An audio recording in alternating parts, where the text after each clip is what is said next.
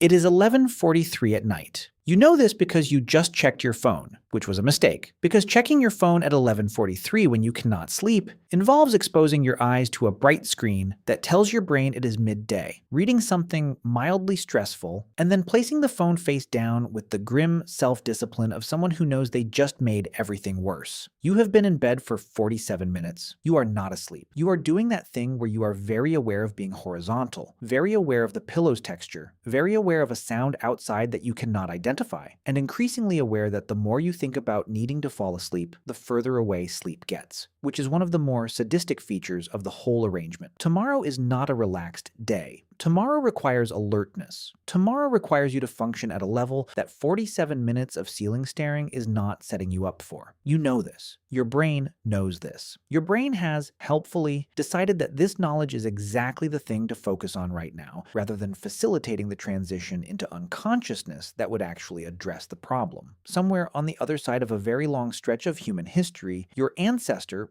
let us call them a hunter-gatherer living on the East African savanna roughly 50,000 years ago, has been asleep for 3 hours already. They walked about 12 miles today. They processed animal hides for a few hours in the afternoon. They sat around a fire and talked and probably laughed about something. The sun went down, the fire burned lower. They laid down on a sleeping surface they had prepared, and within minutes they were asleep with the straightforward efficiency of a biological system doing exactly what it was designed to do in exactly the conditions it was designed to do it in. The contrast between these two humans, same species, same basic brain architecture, separated by 50,000 years of history, is one of the more revealing windows into what the modern world has done to fundamental human biology, and the explanation for why ancient humans did not struggle to fall asleep while you are currently staring at a ceiling at 11:43 is more interesting and more actionable than any sleep hygiene article has ever managed to convey. To understand what ancient humans had that modern humans lack, the biology of sleep onset needs to be examined at the level of the systems involved, because the mechanisms matter for understanding why modern environments disrupt them so thoroughly. Sleep is not a simple on-off state. It is the output of multiple interacting biological systems that, when working together correctly, produce a gradual transition from wakefulness into sleep that feels, when functioning properly, almost involuntary. You do not decide to fall asleep the way you decide to stand up. You create conditions that allow the biological systems to do their work, and when those conditions are correct, sleep arrives without significant effort. The two primary systems are the circadian rhythm, the roughly 24-hour biological clock that regulates the timing of almost every physiological process in the body, and the sleep-wake homeostatic system, often called sleep pressure, which accumulates wakefulness across the day and drives increasing sleep propensity the longer you remain awake. These two systems work in concert. The circadian rhythm creates a daily window of maximum sleep propensity that aligns with the appropriate sleep period for your chronotype and environment, while the homeostatic pressure ensures that the longer you have been awake within that day, the more powerfully your body is driven towards sleep. The master regulator connecting the circadian clock to the sleep-wake cycle is melatonin, a hormone produced by the pineal gland that serves as the body's darkness signal. Melatonin production is directly controlled by light exposure. When the retina detects light, particularly short-wavelength blue light, the type most abundant in daylight, it sends signals that suppress melatonin production. When darkness arrives, and that suppression is released, melatonin production begins, rising through the evening and peaking in the middle of the night, signaling to every cell in the body that it is nighttime and that the physiological processes associated with sleep should proceed. This system is elegant, ancient, and extraordinarily sensitive to light. It evolved over hundreds of millions of years of vertebrate evolution, calibrated to the light-dark cycle of the Earth's rotation with precision that had never needed to account for artificial light, because artificial light did not exist. The system's sensitivity to light was an asset across the entire span of its evolution. It became a liability the moment humans started putting fire in enclosed spaces, then lanterns, then gas lamps, then electric bulbs, then the glowing rectangles that follow us everywhere, including, fatally, into the bedroom at 11:43 at night. The ancient human's sleep environment was the one the sleep system was designed for, and the alignment between the biology and the environment produced the effortless sleep onset that modern humans have largely lost. Sunset, in the ancestral environment, was the beginning of a genuine transition to darkness. The fire provided some light, but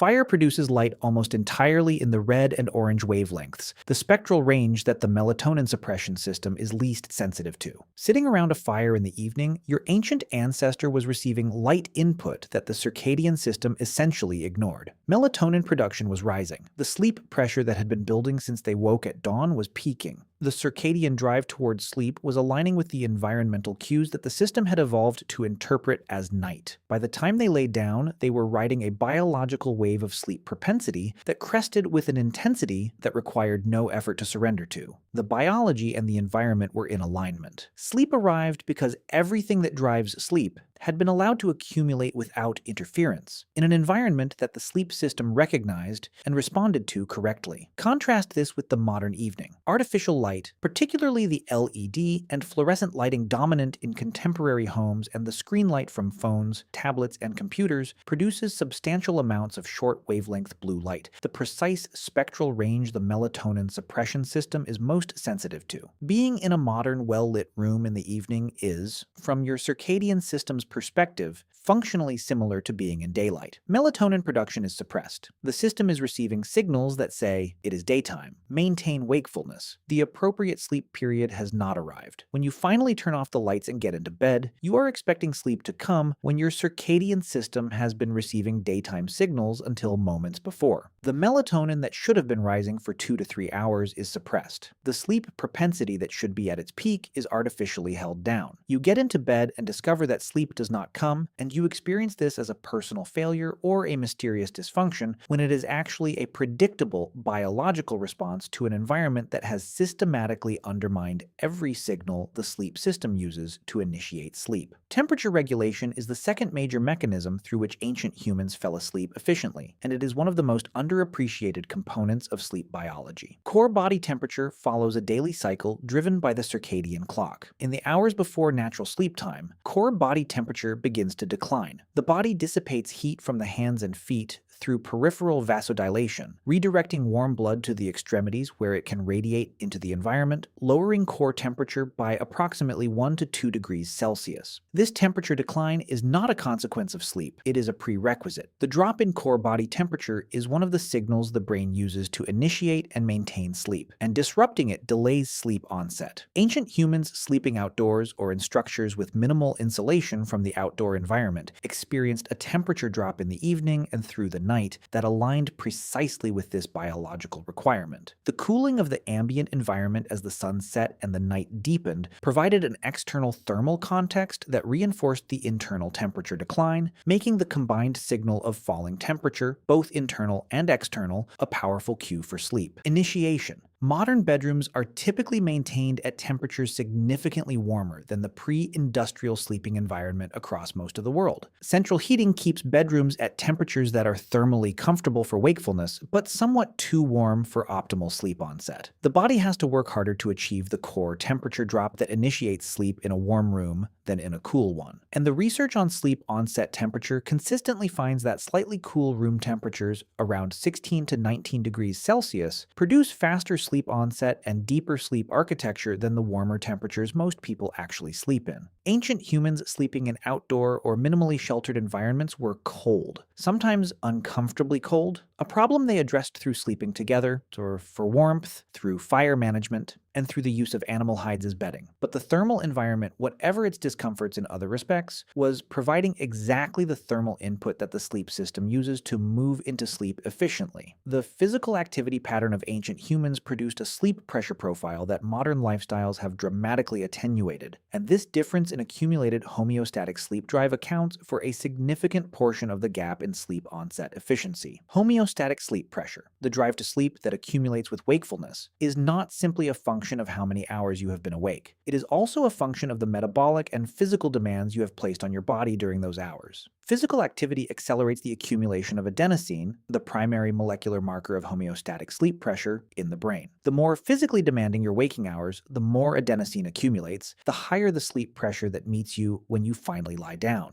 and the faster and more deeply you sleep. Ancient humans walked between 9 and 14 miles per day on average, with significant additional physical demands from food procurement, processing, and the physical maintenance of everything their lives required. Their bodies were continuously physically loaded throughout the waking day. Adenosine accumulated in their brains at the rate that continuous physical activity produces. By the time they lay down at night, the homeostatic sleep pressure they had accumulated was immense, the biological equivalent of a pressure that the body was desperate to relieve. The average person in a modern developed economy sits for 9 to 12 hours per day. Physical activity is concentrated into discrete exercise sessions that, however valuable, represent a small fraction of the sustained physical loading of an ancestral lifestyle. The total adenosine accumulation across a sedentary day is substantially lower than that of an ancestrally active one, producing sleep pressure that is real but insufficient to reliably overwhelm the competing wakefulness signals from artificial light, thermal disruption, and psychological arousal. This is why one of the most consistently supported interventions for sleep difficulties is increased physical activity, and why the timing of that activity matters. Moderate intensity. Physical activity produces adenosine accumulation that improves sleep that night, while high-intensity activity too close to sleep onset can temporarily elevate cortisol and body temperature in ways that delay sleep. The ancient humans' pattern of sustained, moderate physical activity throughout the day, distributed across daylight hours and completing well before sleep time, is nearly optimal for homeostatic sleep pressure accumulation by the standards of modern sleep science. The psychological environment of ancient sleep is perhaps the most complex dimension of the comparison, and the one that the modern mind is most resistant to examining honestly. By the way, if you want to go even deeper into the secret lives of ancient humans, I just launched a full course called The Secret Lives of Ancient Humans. 10 modules,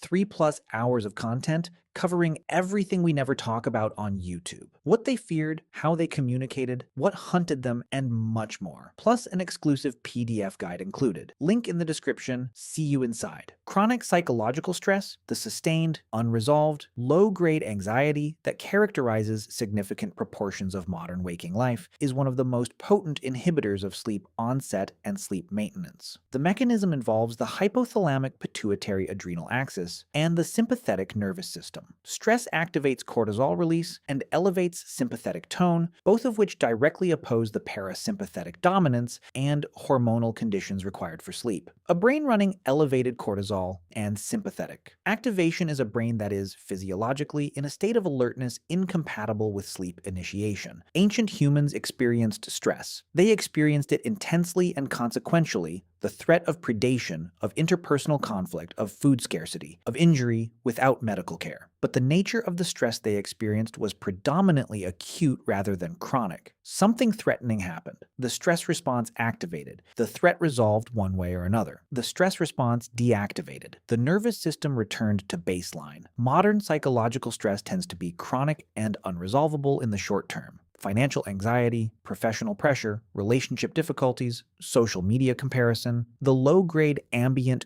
dread produced by continuous exposure to distressing news from around the world. These stressors do not resolve. They persist from one day to the next, from one week to the next, keeping the HPA axis partially activated and the sympathetic nervous system partially elevated on a continuous basis. The cortisol profile of chronically stressed modern adults shows a blunted diurnal rhythm. The sharp morning peak and evening trough of the ancestral cortisol pattern flattened into a persistently elevated baseline that does not adequately decline in the evening to allow efficient sleep onset. Ancient humans also had the significant psychological advantage of social sleep. Sleeping in groups, a universal feature of hunter-gatherer life, with individuals sleeping in close proximity, often in physical contact, provides a form of nervous system regulation that solitary sleeping does not. The attachment system, which evolved to regulate arousal in the context of proximity to trusted others, is more effectively activated by physical presence than by any amount of intellectual reassurance about safety. A person sleeping surrounded by their group, with the sounds of others breathing nearby and the warmth of bodies close, is receiving continuous signals to the attachment system that the environment is safe and that vigilance can be reduced. A person sleeping alone in a room, regardless of the objective safety of their environment, is in a sensory context that the attachment system cannot fully validate. The nervous system maintains a somewhat higher baseline of vigilance than it would in the presence of trusted others. This residual vigilance is not dramatic enough to prevent sleep in most cases, but it is enough to delay it, to produce more frequent nighttime awakenings, and to prevent the deepest stages of sleep that are most valuable for restoration. The structure of ancient sleep itself differed from the modern ideal in ways that are worth understanding. Because the mismatch between how humans naturally sleep and what modern culture expects from sleep is itself a source of unnecessary anxiety that compounds the problem. The sleep researcher A. Roger Ekirch spent decades studying historical records of sleep patterns in pre-industrial Europe and documented what he called bimodal or segmented sleep, the pattern of sleeping in two distinct periods separated by an hour or more of wakefulness in the middle of the night. This waking period, which Ekirch found documented in sources ranging from legal records to diaries to literature across many centuries, was used for a range of activities: prayer, reading by candle or fire, sex, quiet conversation with bed partners, or simply lying awake in a calm, ruminative state before drifting back to sleep. The implication is that the consolidation of sleep into a single, uninterrupted 8-hour block, the modern ideal that generates enormous anxiety when people fail to achieve it, may itself be a relatively recent expectation, produced by the artificial lighting that allowed people to stay awake later, and by the industrial scheduling that required fixed early morning waking times. Pre-industrial humans may have naturally slept in two segments, and the people who wake in the middle of the night and cannot immediately return to sleep may be experiencing a normal ancestral pattern rather than a sleep disorder. Anthropological research with contemporary hunter-gatherer populations supports this. Studies of sleep in the Hadza of Tanzania, the San of Southern Africa, and other groups living without artificial lighting find that their sleep is not the consolidated 8-hour block of modern sleep medicine's ideal. It is polyphasic, multiple sleep periods across the night, with brief awakenings, and often a short afternoon rest that further distributes the total sleep across the day. Total sleep time is somewhat less than the 8-hour recommendation, but appears adequate for the people living this pattern who show none of the chronic sleep deprivation markers characteristic of modern populations. The ancestral diet and its relationship to sleep is an angle that receives less attention than light and temperature, but is increasingly supported by research as a significant contributing factor. The gut-brain axis, the bidirectional communication between the intestinal nervous system and the central nervous system, mediated by the vagus nerve, and by chemical signals including neurotransmitters produced in the gut, influences sleep through multiple pathways. Serotonin, the precursor to melatonin, is produced predominantly in the gut rather than the brain. The gut microbiome influences tryptophan availability, which is the amino acid from which both serotonin and melatonin are synthesized. Gut microbial composition influences the production of short-chain fatty acids that have direct effects on brain function, including sleep regulation. The ancestral human gut microbiome, developed in the context of a diet of enormous diversity, rich in fiber from dozens of plant species, including fermented foods and exposure to soil microbes and environmental organisms, was substantially more diverse than the microbiome of most modern Westerners. Research on microbiome diversity consistently finds that higher diversity is associated with better sleep quality and more efficient sleep onset, while lower diversity,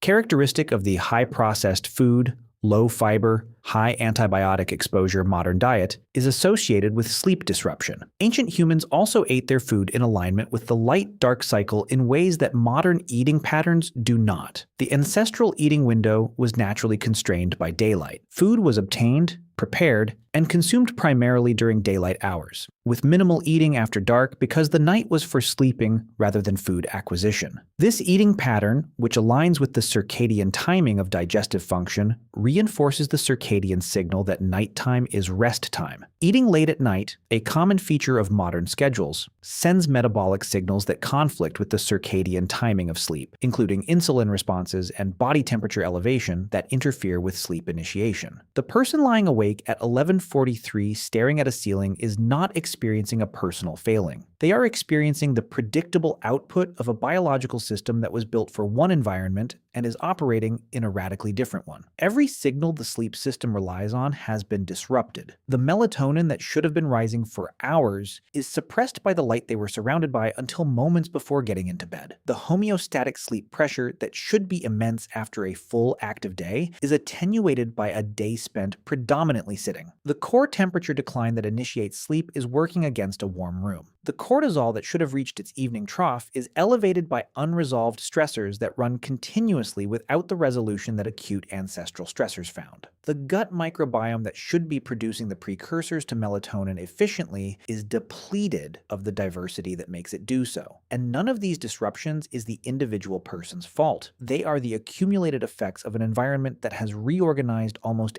every condition of human life in ways that are deeply novel in evolutionary terms, without any corresponding accommodation in the biology that has to operate within that environment. The solutions that follow from this analysis are not complicated, though they require taking the biology seriously enough to actually implement them. Managing light exposure in the evening, reducing blue light exposure in the hours before bed, using warmer spectrum lighting, treating darkness as a genuine transition signal rather than simply an aesthetic preference, cooling the sleeping environment, increasing physical activity distributed across the day rather than concentrated in a single session, managing the chronic stress load rather than habituating to it, eating in alignment with the light-dark cycle, building conditions that allow the nervous system to register as safe. Ancient humans didn't have sleep hygiene advice. They had an environment that made sleep hygiene advice unnecessary. They lived inside the conditions their sleep systems were designed for, and sleep came the way breathing comes. Not effortlessly exactly, but automatically, as the biological consequence of conditions that were simply present because the world they lived in provided them without any intervention required. The ceiling at 11:43 has not moved. The phone is still face down on the nightstand. The gap between what the sleep system needs and what the modern environment provides is still the same gap it has been for every night of your life. But at least now you know what the gap is. And naming the problem correctly is, historically, where solving it tends to begin.